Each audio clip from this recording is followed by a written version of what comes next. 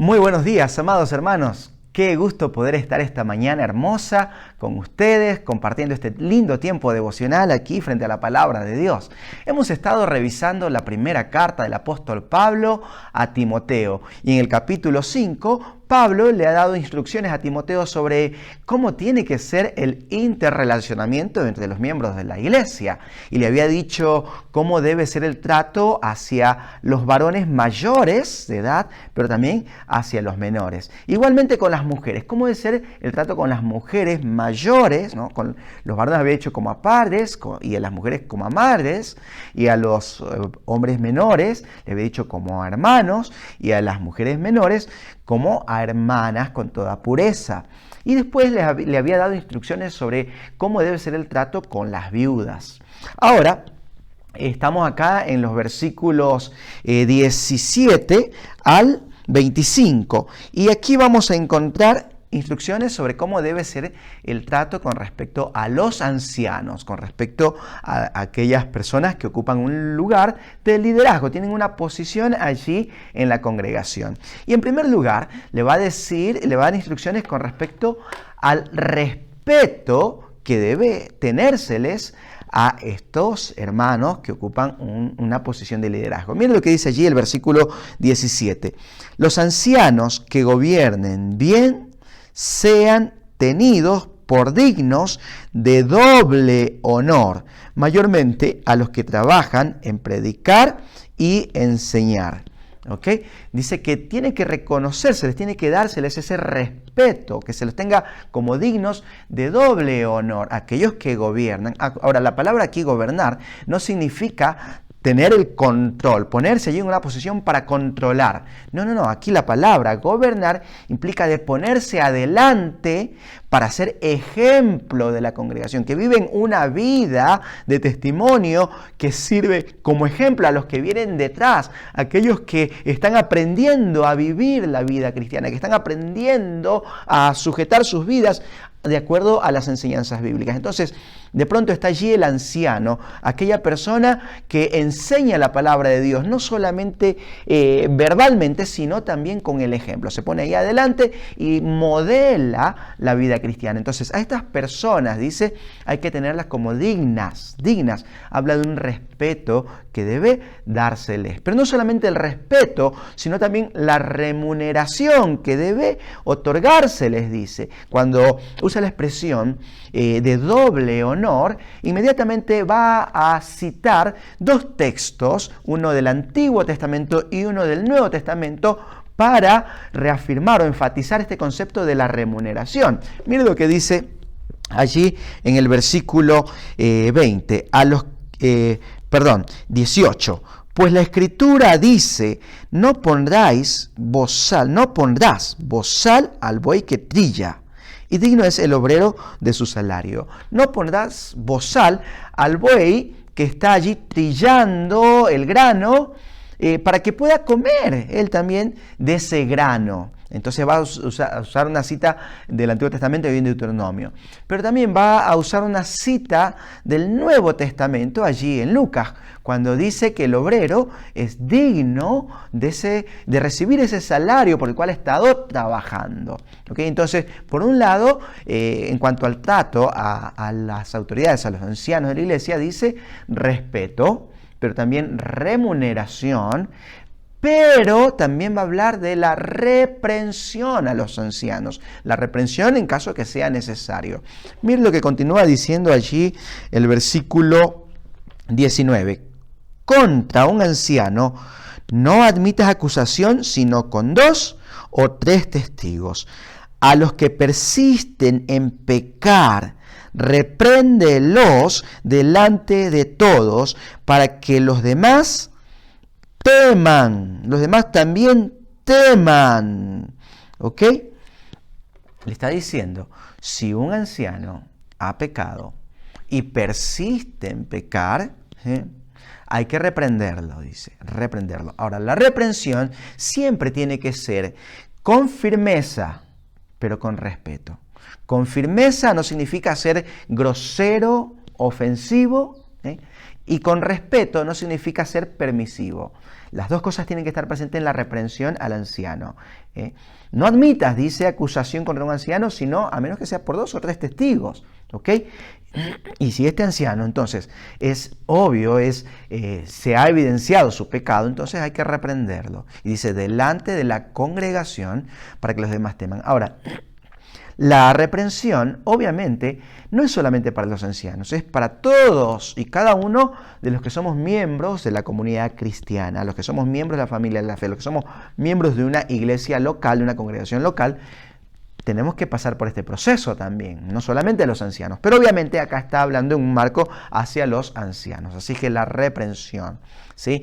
Y también va a decir que esto que le está diciendo es un encargo que se lo va a dar Pablo a Timoteo delante de Dios, delante del Señor Jesucristo y aún delante de los ángeles. Esos ángeles que han decidido mantenerse fieles a Dios, que no se han descuidado de guardar esa dignidad en la que han sido colocados. Ellos, estos ángeles, están mirando allí a la iglesia, al pueblo de Dios, y ellos están esperando que el pueblo de Dios se conduzca con justicia. Por eso le dice allí en el versículo 21, te encarezco delante de Dios, del Señor Jesucristo y de sus ángeles escogidos, que guardes estas cosas sin prejuicios, no haciendo nada con parcialidad. Y es que hay 2 peligros a la hora de tener que juzgar un pecado: el prejuicio por un lado y la parcialidad. A veces tenemos prejuicios contra una persona, tenemos ideas preconcebidas y no han sido realmente constatadas si es que ha cometido o no un pecado. Simplemente estamos con una actitud de sospecha. Entonces ya vamos prejuzgando. Y dice, no con prejuicios, pero tampoco con parcialidad, que es el otro peligro a la hora de juzgar un pecado. ¿Por qué? Porque, por la posición económica que tiene la persona, por la posición social allí en medio de su comunidad que tiene, o por su personalidad, entonces por ahí no actuamos con parcialidad. Y la Biblia dice no, Pablo le dice no, querido Timoteo. Al anciano hay que reprenderlo sin prejuicio, pero sin parcialidad. ¿Ok? Y allí continúa en el versículo 22, en cambio ahora va a decir con respecto al recato que debe tener a la hora de nombrar un anciano. Primero había dicho el respeto al anciano. En segundo lugar, la remuneración, que hay que reconocerle. En tercer lugar, también la reprensión, en caso que sea necesaria. Pero en cuarto lugar, el recato a la hora de nombrar un nuevo anciano. Le dice, ojo, sé discreto, sé recatado, no te apresures, le dice. Mira como dice el versículo 22. No impongas con ligereza las manos a ninguno, ni participes en pecados ajenos. Consérvate puro. Y allí hay un pequeño paréntesis, muy lindo ese paréntesis del versículo 23, que por ser un paréntesis lo vamos a dejar hacia el final. ¿Le parece? Saltemos al versículo 24. Dice, los pecados de algunos hombres se hacen patentes antes que ellos vengan a juicio, mas a otros se los descubren después. Asimismo se hacen manifiestas las buenas obras, y las que son de otra manera no pueden permanecer ocultas. ¿Qué le había dicho Pablo a Timoteo? Dice, Timoteo, no te apures, no te apures. La persona puede ser simpática, puede parecer muy piadosa, puede parecer que tiene mucho conocimiento, puede parecer que tiene buenas intenciones, pero no te apures. Debes mantener un recato a la hora de imponer las manos, porque quizás esa persona viene de otra congregación y ya vino haciendo lío en otra congregación, y viene ahora acá, ya quizás allá provocó división, ya quizás por allá cometió algún pecado de inmoralidad, etcétera, etcétera, y ahora está acá. Y parece que sabe mucho de Biblia, que tiene mucho conocimiento, parece que tiene buenas intenciones, pará, sé recatado, no impongas con ligereza las manos porque puede terminar involucrado en pecados, porque cuando salten esos pecados, dice que hay algunos pecados que son evidentes, pero otros pecados no son evidentes, otros pecados saltan después, aparecen, y te vas a ver involucrado en esos pecados. Entonces, no vaya a resultar que termines participando vos de pecados ajenos. Entonces, ojo, no impongas con ligereza las manos. Tómate tu tiempo, esperá, orá, averigua bien, pregunta. Tómate un tiempo, Timoteo, antes de imponer, ¿ok? Porque resulta que de pronto tiene una vida de pecado escondida y después va a saltar.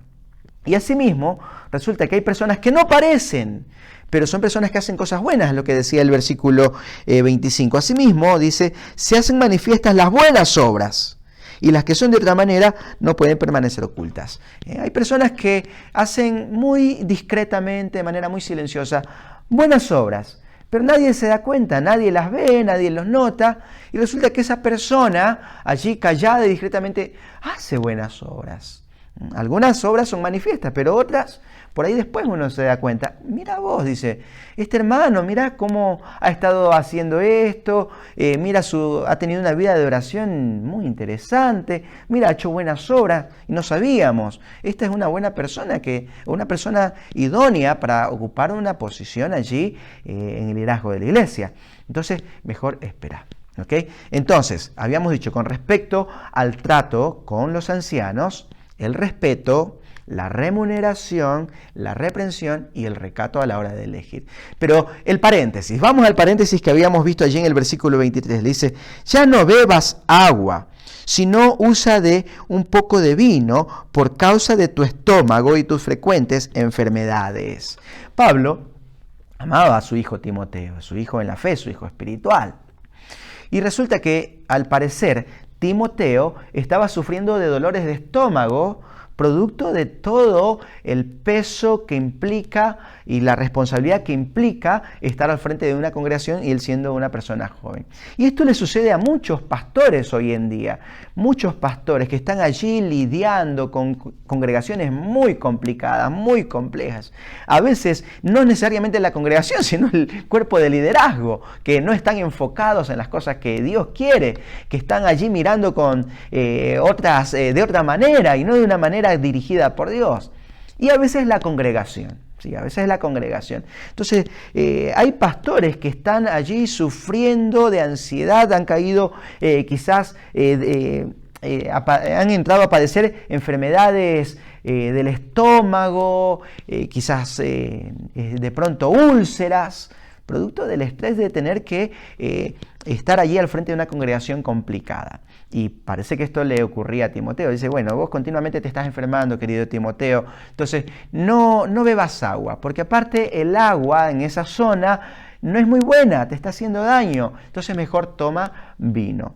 Ahora, acá el uso que le está dando al vino es obviamente un uso medicinal, no es una licencia para que ahora los pastores, los ancianos, los miembros de la iglesia vayan y tomen vino. Mientras no me emborrachen. No es una licencia para estar tomando vino. Acá la recomendación es en un sentido medicinal que se le está dando. Ahora, algo interesante, que Pablo no le dice a Timoteo, Timoteo, declara que estás sano. Continuamente estás que te enfermas y te enfermas. Basta estarte enfermando, Timoteo. Declara que estás sano. Decreta que estás sano.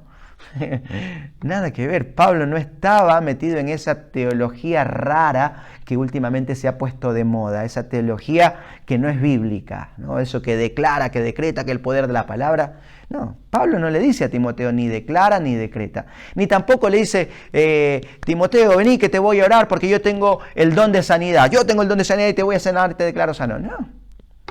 Evidentemente, el don de sanidad para este momento había cesado. Y Pablo lo había reconocido. Y por eso no le dice, ven que voy a orar por vos.